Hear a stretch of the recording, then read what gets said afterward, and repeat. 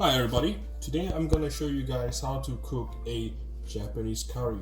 This is the brand I'm familiar with called Golden Curry Japanese Curry Mix. I'm sure you can find this in your local Asian grocer or even in a normal supermarket. There is a instructions on how to cook the curry. Ooh, that's Japanese. Never fear, there's English over here. This is the English to teach you how to cook the Japanese curry. I'm not going to follow this verbatim, so I'm going to cook it my way, an easier and faster way hopefully, and something that you guys can do. If I can do it, you guys can do it. Now obviously this Japanese curry here in the instructions asks you to put meat and chicken or whatever you wish, but today I'm just going to cook the vegetarian options and show you how you can add the meat later on, which is still okay. So what you need to do right now when you start to do the Japanese curry, you have to have your rice in the cooker. I'm going to be doing a vegetarian version, which is only consisting of a potato, a carrot, and we have thrown an onion for flavor. At the end, I'm going to show you how I'm going to put some seafood in it as well, like fish fingers and fried prawns. So that will turn it into a seafood curry. And I've chosen the mild version, so my son can eat it. Without further ado, let's crack into it, alright? First we need to do is we need to chop our onion. Easy. I'm gonna chop it all in squares. So if you never chopped onions before, well, feast your eyes on this, make him cry as well. So what you do is tend to go down, okay, and I tend to peel the onions, the brown stuff. You don't need that. Cut them like that.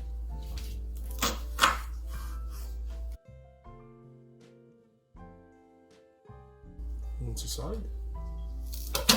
Oh, tuck in my thumb as well. I want to chop that. So yep, that's that. Yep. Okay. Do the carrot. Green carrot. That's easy.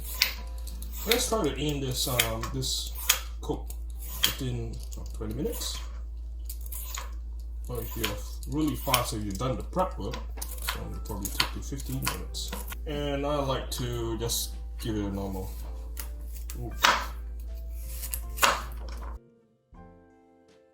Try to cut them with a small size so my son can eat as well. That's small. Okay. Potato peeler. One big potato is usually enough for this serve. This serve can do about what, four or five servings. So this is actually enough. So if you want to cook a curry night for the family, perfect.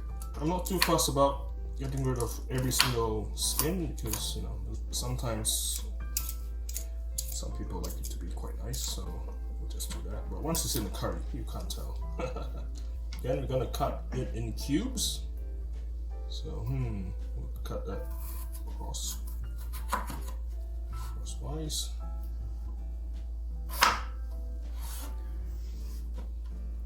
To do it like that.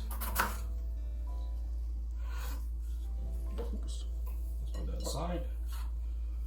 And then finally, our last bit.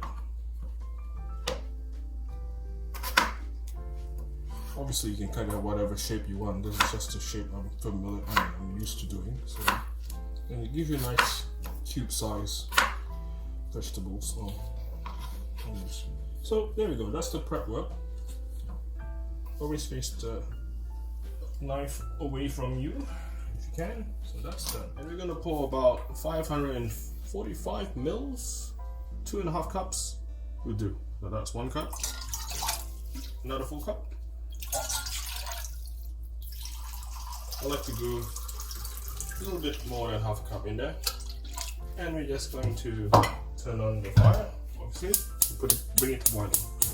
Speed up the process, and we're going to give it a cover.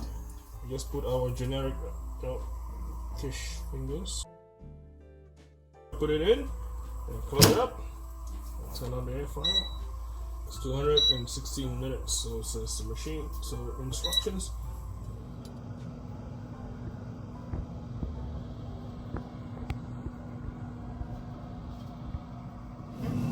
Okay, it looks like it's boiling right now.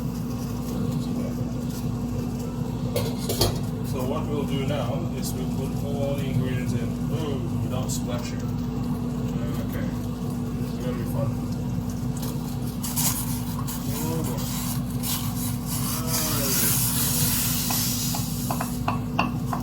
All in. Usually we put the onions in first, but because it's just a small pot, we'll just have everything in there. Once it starts boiling, that's when we put our paste in. Okay, we're back to our board here. So we're just going to crack this open, the small one. So look, this is what it looks like. So as I said, this is actually a paste. Let's put the entire thing out. There's your curry paste in there. That's the Japanese curry paste. And let's pop it out. So what it looks like. What I tend to do is I then cut it into small little bits, so it's easy for it to dissolve when the water is boiling. I tend to do that. I mean, you can throw the whole thing in, but I like to cut it out. Maybe it's just me. We'll just put it here, so we'll shove it in. Okay, now it seems to be boiling, so that's what we want. You know, smell the aroma there. There's the onions and the carrots and the potatoes. So what we do is we take our chopped up paste and we just slide it all in. Immediately after that is you start stirring.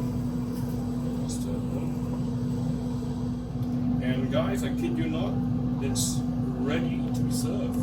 Look at that, it's all done. So all you need to do now is to assemble all your ingredients. You're just gonna put it in a nice plate. We'll try to put everything on one side so we have room to put the curry.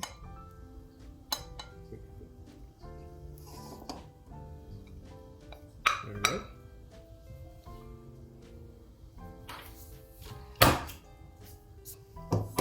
And now this is the vegetarian option. Now you could buy some seaweed from your local supermarket or grocer. So we're just gonna put a couple here. It's gonna be the seaweed version. And what we're gonna do is we're gonna scoop the curry up. Now it's I'm gonna do this. Just pour all that. There you go. There you go. That's your vegetarian option. That will do the seafood version. Now this is the one with the prawns. So it's the seafood version we call it. So what you gotta do is just pour it all over. There's sauce in there as well. Look at that. That's the prawn version. Okay.